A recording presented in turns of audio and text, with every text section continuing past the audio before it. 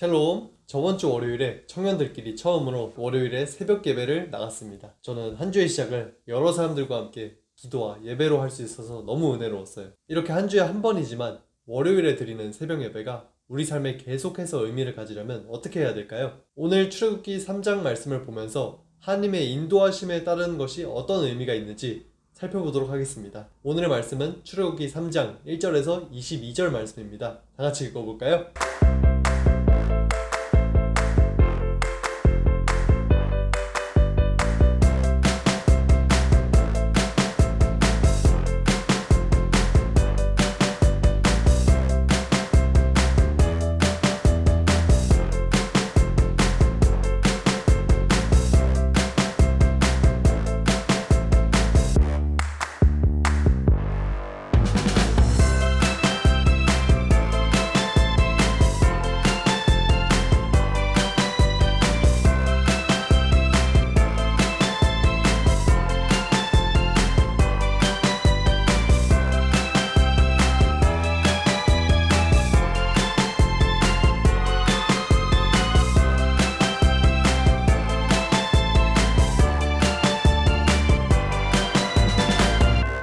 네, 오늘 출애굽기 3장 말씀은 하나님이 모세를 사용하셔서 이스라엘 백성을 애굽에서 인도해 내겠다라는 그 하나님의 그 의지를 볼 수 있는 장입니다. 자, 그래서 오늘은 이 말씀에서 하나님을 의지하는 것, 하나님 말씀에 따르는 것, 하나님의 인도하심에 순종하는 것이 어떤 것인지 한번 생각해 봤으면 좋겠어요. 크게 네 가지 주제로 한번 이야기하려고 하는데, 첫 번째 주제는 우리 7절, 8절에 있는데, 오늘 7절 회장님 한번 읽어볼까요? 여호와께서 이르시되 내가 애굽에 있는 내 백성의 고통을 분명히 보고 그들이 그들의 감독자로 말미암아 부르짖음을 듣고 그 근심을 알고. 여기 보면 하나님이 무엇을 알고 계신 거예요? 우리의 고통을 알고 계신 거죠. 그쵸. 이스라엘 백성의 고통을 알고 계신 거죠. 그래서 첫 번째 주제는 우리의 원함을 아시는 하나님이라는 거죠. 주영 형제는 하나님께서 주영 형제의 어떤 고통을 알아주셨으면 좋겠어요? 삶의 여러 고민들, 직업적 고민들, 또 이렇게 방식의 고민들, 그런 고민들의 고통에 빠져 있다는 걸 알아주셨으면 좋겠어요. 그럼 어떻게 해주셨으면 좋겠어요? 그걸? 그래서 하나님께서 원하신 걸 직접 뭐랄까요? 확신을 주시고 좀 알려주셨으면 좋겠다는 생각이 있어요. 하나님이 네. 그 어떤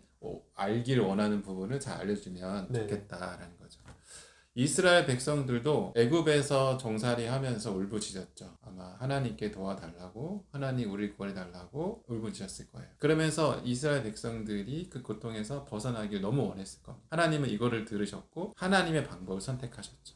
그건 뭐냐면 바로 이스라엘 백성을 애굽에서 인도해서 다른 곳으로 옮기시는 그 하나님의 계획이었죠. 이걸 보면 어쩌면 하나님은 우리의 원함을 정말 잘 아시고, 그리고 그 원함에 진짜 필요한 것을 채워주시는 하나님이시라는 것을 우리가 배울 수 있어요. 왜냐하면 사실은 애굽에서 나와서 다른 곳으로 간다라는 것은 정말 미지의 세계로 가는 거거든요. 광야로 내몰리는 거고, 어디로 가야 돼? 어느 땅으로 가야 돼? 이런 거라는 거죠. 오히려 어떤 사람들은 애굽에서 그냥 살면서 그 안에서 고통을 해소해 주시기를, 그 안에서 자유를 주시기를, 그 안에서 부를 누리게 해 주시기를, 그 안에서 행복해지게 해 주시기를 원했을 사람들이 많았을 수도 있어요. 그런데 그들이 이루어지기 원하는 그 원함의 모양이 아닌 하나님은 아예 다른 곳으로 옮기시기 원하는 거죠. 그래서 볼 수 있는 하나님은 뭐냐면 우리의 고통을 아시고 우리의 필요를 더 잘 아셔서 진짜 필요한 조치를 하신 하나님이 우리가 믿는 하나님이라는 거죠. 그러면 저희의 관점에서 보면 더 좋은 일 있고 안 좋은 일이 있어요. 저희의 관점에서 보면 이게 더 좋은 일인데 하나님께서 보시기에 우리가 안 좋게 생각했던 일들이 더 좋은 일이라면 이렇게 길이 갈라지잖아요. 그거에 대해서 믿음의 순종이 더 필요하겠네요. 그렇죠. 네. 사실은 우리가 하나님을 신앙하는 것은 내가 원하는 대로 이루어지고 내가 원하는 대로 다 행해 주시는 하나님을 신앙하는 게 아니라, 우리는 우리의 고통과 우리의 어려움을 하나님께 내어 맡기고 하나님을 의지하는 기도를 드림으로써 하나님이 어떻게 하시는, 하나님의 방법이 무엇인지를 우리가 눈을 뜨고 귀를 기울여서 바라보는 것이 중요한 신앙이죠. 혹 내 생각과 내 계획과 내가 원하는 방향이 아닌 방향으로 흘러갈지라도 하나님이 행하시는 일이라고 신뢰하고 따라가는 거, 그거 되게 중요해요. 그래서 우리의 원함을 아시고 또 우리의 생각보다 더 뛰어난 지혜로 우리에게 진짜 필요한 것을 제대로 공급해 주신 하나님이라는 것을 믿는 게 되게 중요하죠. 그럴 때 하나님을 따라갈 수가 있는 거죠. 두 번째 주제가 있어요. 뭐냐면 12절 한번 읽어보시겠어요? 네. 하나님이 이르시되 내가 반드시 너와 함께 있으리라. 내가 그 백성을 애굽에서 인도하여 낸 후에 너희가 이 산에서 하나님을 섬기리니 이것이 내가 너를 보낸 증거니라. 여기서는 무슨 이야기가 나오는 것 같아요? 모세가 하나님께 하나님이 제가 누군데 저 이럴 사람 아닙니다. 이럴 능력 안 됩니다 하셨는데 하나님께서 너가 반드시 함께 있겠고 너가 이스라엘 백성을 애굽에서 인도해서 이 산에서 반드시 이스라엘 백성이 하나님을 섬기리라.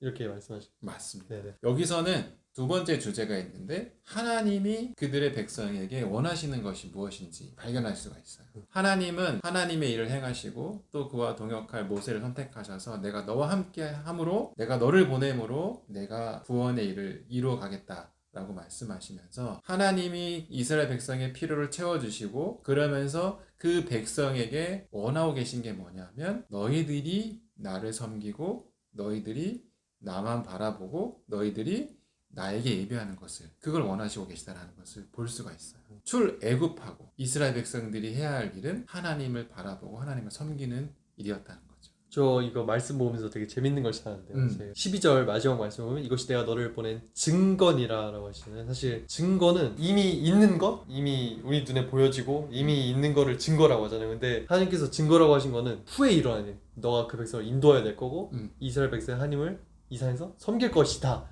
라는 것을 증거라고 표현하신 거면 이 일에 대한 하나님께서 이 일을 확실하게 하시겠다라는 표현으로 봐도 될까요? 그렇죠. 네. 사실은 이스라엘 백성이 애굽에서 나오는 출애굽을 성공하게 된 그 자체로 하나님이 행하셨다라는 것을 기억하기 원하시는 거죠. 모세의 능력으로 아니면 상황이 좋아가지고 이스라엘 백성들이 으쌰으쌰 잘해가지고 애굽에 탈출한 게 아니라 하나님이 이스라엘 백성을 애굽에서 출애굽시켰다. 그게 일어난 것 자체가 내가 너를 보내고 행한 일이다. 너네들이 밖에 나와 있는 광야에서 이 호렙산에서 나에게 예배드리고 있는 그 경험 자체가 하나님이 행하셨구나. 하나님이 이쪽으로 인도하셨구나라는 것을 인정할 수밖에 없는. 그래서 하나님이 내가 너를 보낸 증거다 라고 말씀하신 거죠. 세 번째 주제는 뭐냐면 13절 14절 한번 읽어보시겠어요? 네. 모세가 하나님께 아뢰되 내가 이스라엘 자손에게 가서 이르기를 너희 조상의 하나님이 나를 너희에게 보내셨다 하면 그들이 내게 묻기를 그의 이름이 무엇이냐 하리니 내가 무엇이라 그들에게 말하리이까. 하나님이 모세에게 이르시되 나는 스스로 있는 자이니라. 또 이르시되 너는 이스라엘 자손에게 이같이 이르기를 스스로 있는 자가 나를 너희에게 보내셨다 하라. 회장님, 하나님이 자신의 이름을 스스로 있는 자라고 말씀하셨어요. 네. 이게 무슨 말인 것 같아요? 인간의 상상을 초월하시는 그런 존재죠. 스스로 있다는 건 사람으로서 상상할 수 없는 일이잖아요. 그렇죠. 사실은 성경에 보면 우리 인간은 하나님이 우리 인간을 만드셨잖아요. 그러니까 누군가 만들어야 되고 아니면 누군가 태어나야 되고 어쨌든 여러 가지 원인이 있어서 존재하게 되는데 하나님은 표현 자체를 나는 스스로 존재한다. 그냥 나는 나다. 나는 그냥 존재한다. 이렇게 표현하셨다는 거죠. 이 뜻은 뭐냐면 누군가에서 만들어진 자가 아니기 때문에 하나님이 그냥 풍요를 주시는 신, 우리를 잘되게 해주시는 복만 주시는 신, 힘이 센 신, 비를 내리는 신. 그렇게 예전에 사람들은 신에 대해서 자기들이 원하는 자기들의 필요에 맞춰서 신의 모양을 만들고 신의 능력을 결정하는 거죠. 그 신이 나에게 도움을 줄 거야 라고 해서 만들어진 신 앞에 예배하고 경배를 했다는 거죠. 근데 하나님은 그들 신들과 다른 거예요. 만들어진 게 아니라 이미 스스로 있는 신이라는 거죠. 그렇기 때문에 하나님은 누구의 도움도 누구의 조력도 누구의 제한도 필요가 없으신 분. 하나님은 스스로 계시기 때문에 그분의 주권, 쉽게 말하면 그분이 하시고자 하는 일, 또 그분의 능력의 한계를 넘어설 어떤 존재도 없는 거예요. 그래서 그분이 하시고자 하면 누구도 막을 수 없고 그분 하시고자 하면 어떤 장애도 일어날 수가 없는 거죠. 그게 하나님의 주권인 거예요. 그 하나님은 스스로 계신 분이기 때문에 이 세상이 창조되기 전부터 존재하는 거죠. 그냥 계신 분이라는 거죠. 그래서 우리가 우리의 한계, 우리의 생각으로서 뭔가 제한되어지는 생각을 넘어서시는 분이시라는 거죠. 우리가 섬기고 우리가 예배해야 되는, 우리가 믿고 신뢰하는 하나님이 이런 분이라는 거예요.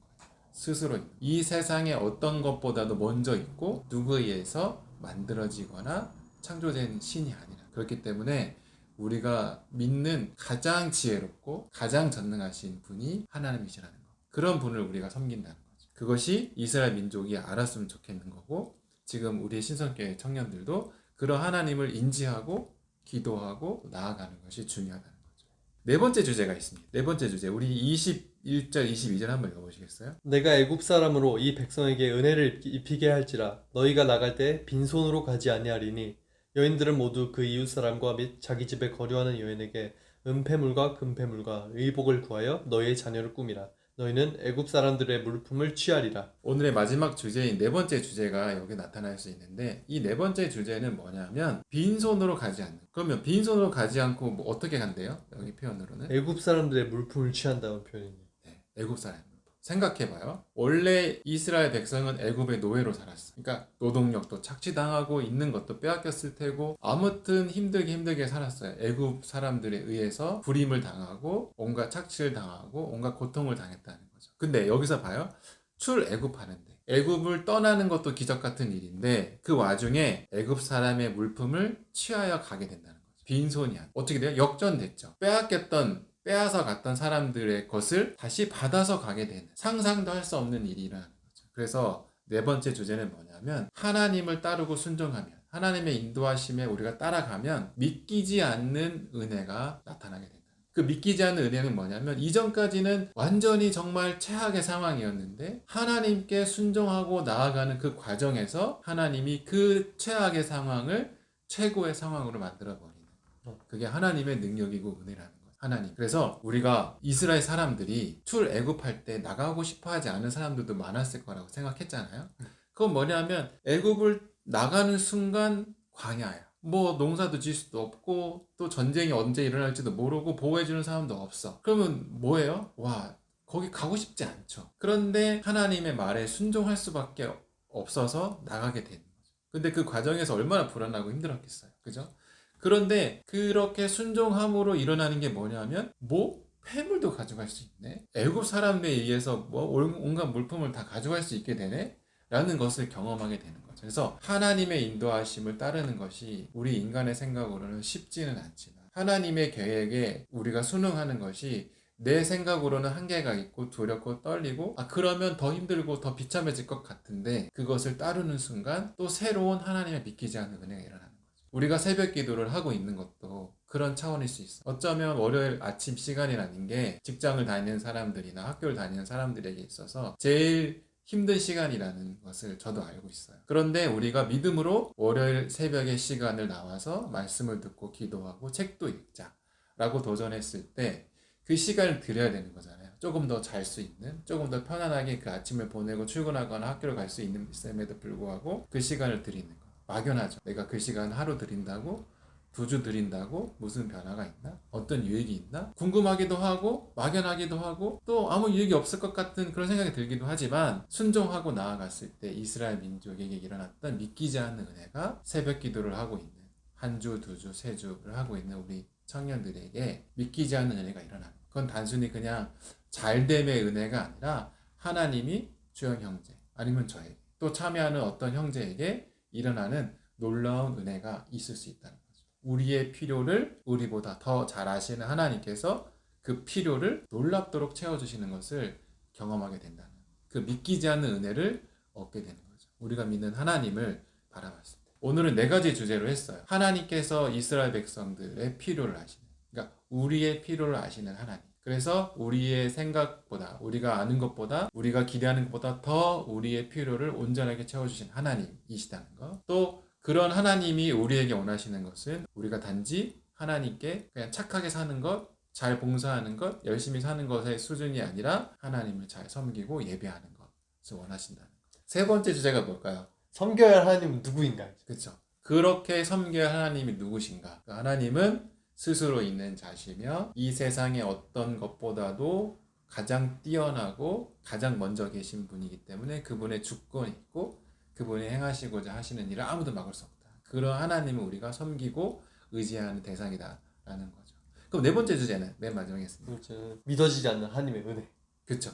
믿어지지 않는 은혜가 일어나는, 이 말을 표현은 우리가 상상하고 예측할 수 있는 것에 갇혀있는 하나님이 아니라는 거죠. 내가 생각할 땐 이 환경이 도저히 변화될 수 없을 것 같고 이 환경 속에서 나는 아무것도 할 수 없을 것 같다라는 생각에 갇혀 있을 수밖에 없는데, 근데 하나님은 그런 우리를 건져내시는 분이라는 거죠. 그것이 내가 주제야. 우리 신성교회 청년부 친구들도 하나님을 신뢰함으로써 애굽에 있어. 어쩌면 그것이 조금 더 안전하고 좀 불편하지만 그곳에 있는 것이 더 괜찮고 행복할 거라고 생각하는 그곳에서 옮겨져서 하나님 곁에 한 발자국 더, 하나님의 인도하심에 조금 더 순응하는, 하나님이 보여주고자 하는 것을 좀 더 보기를 원하는 우리 삶의 태도를 들였으면 좋겠고, 그 첫 번째 도전, 라이프 체인지의 첫 번째 도전으로 하나님께 기도하는 시간을 내어보자. 믿음으로 우리가 새벽, 월요일 아침 새벽에 10분, 20분이라도 하나님 앞에 기도하는 시간을 드려보자. 이스라엘 백성이 처음 출애굽했을 때 하루 이틀 1년 지났는데도 아무 변화가 없었거든요. 광야에서 그냥 광야에 있는 거. 10년, 20년이 지나도 변화가 없는 거. 근데 40년이 지나고 나는데 영원한 안식으로 들어가는 놀라운 은혜가 있다. 우리가 한 주, 두 주 했을 때 내가 기도하는 게 무슨 의미가 있나?